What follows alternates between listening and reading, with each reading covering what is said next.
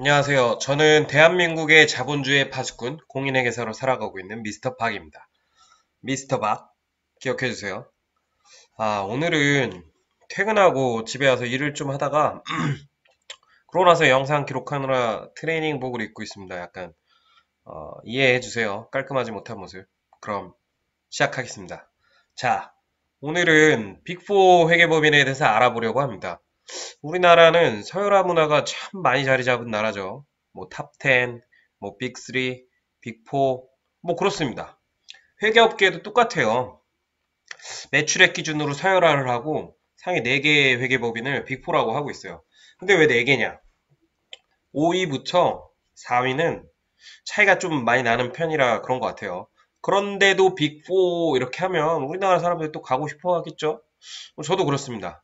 그래서 또 다른 거 보면 우리나라가 참 대학교가 참 되게 서열화가 되게 심한데 스카이부터 시작해서 뭐 서성한, 중경외시 왜 이렇게들 서열화해서 말하더라고요. 직장도 똑같아요.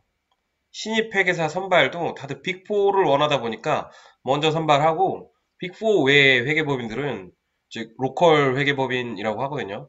로컬 회계법인들은 빅4 회계법인 선발 이후에 남은 인원들을 선발하고 있는 편이에요. 자, 그럼 빅4에 어떻게 들어가냐? 제가 이게 말씀드린 기준은 꼭 그렇다라고 오피셜하게 말은 못하겠지만, 못 들었겠지만, 그런 것 같은데라고 하는 말로 표현하기 참 애매한 뭔가가 있거든요. 약간 집단주의? 그런 게 있는 것 같아요. 합격생들한테는 이걸 뭐, TO라고 합격생들끼리 얘기를 하는데, 뭐 설명드리자면, 어느 학교가 몇 명이고, 어느 학교가 몇 명이고, 쉽게 말하면, 빅4 회계법인의 구성원에 연대 출신과 고대 출신이 회계사가 20% 정도 인원을 구성하고 있다면, 선발 예정 인원의 20%도 연대 출신과 고대 출신으로 뽑아서 유지를 하는 거죠.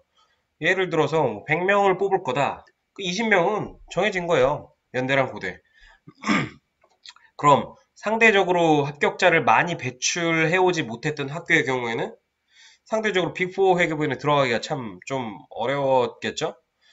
저도 사실 15년도에 합격했는데 빅4 회계법인 이력서를 제출했는데 한영 회계법인만 면접을 볼 수 있었고 나머지 면접도 못 받고 광탈했었거든요. 결국 떨어져서 로컬 회계법인에서 9개월 근무하고 빅4 회계법인 이직했습니다. 자, 그럼 의문이 생기죠. 학벌이 좋지 못하거나 나이가 많으면 빅4 회계법인 들어가기 힘드냐? 요새는 또 사실 그렇지 않습니다. 많이 환경이 바뀌었죠. 최근에 뭐 한국채택 국제회계기준, 즉 KIFRS의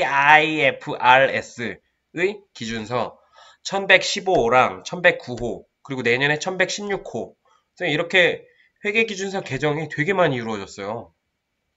내부 회계 관리 제도의 강화로 인해서 저희가 하고 있는 인증 업무, 감사가 인증 업무거든요. 이런 인증 수준의 강화로 일이 되게 많이 늘었습니다. 자, 새 기준서 도입 효과를 또 고려하고 영양 분석하고 숫자를 뽑고 재무제표에 그 효과를 반영하고 업데이트를 해야 되는데 누가 제일 잘 알겠나요? 우리 회계사가 제일 잘 알고 해야겠죠? 그래서 용역을 하게 됩니다. 왜인지 사람이 또 많이 부족합니다. 부족한 이유는 나중에 다음 영상에서 말씀드릴게요. 참, 그리고 용역은 감사본부에서 감사 업무를 제외하고 하는 업무를 통칭 용역이라고 합니다.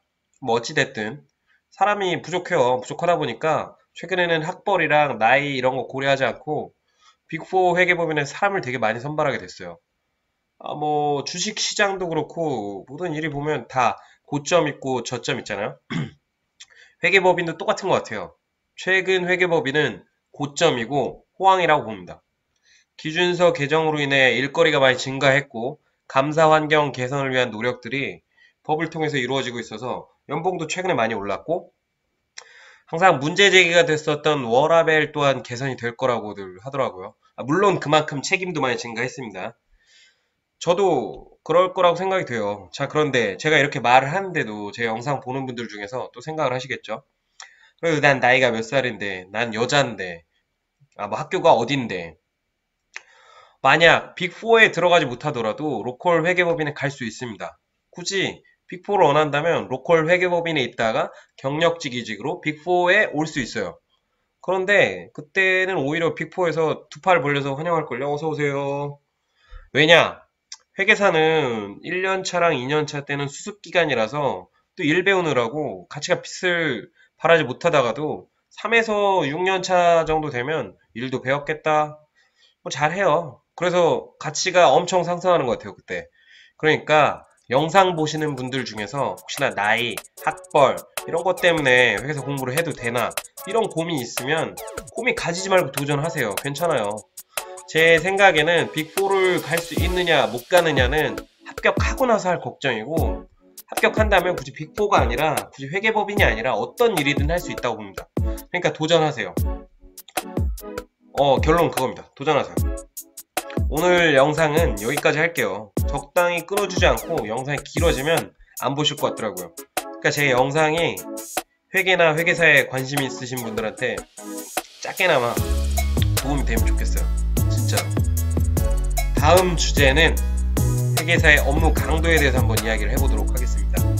이제 곧 시즌이거든요. 바쁜 시즌 업무 강도 이빠이. 아무튼 알겠습니다. 감사합니다. 그럼 안녕.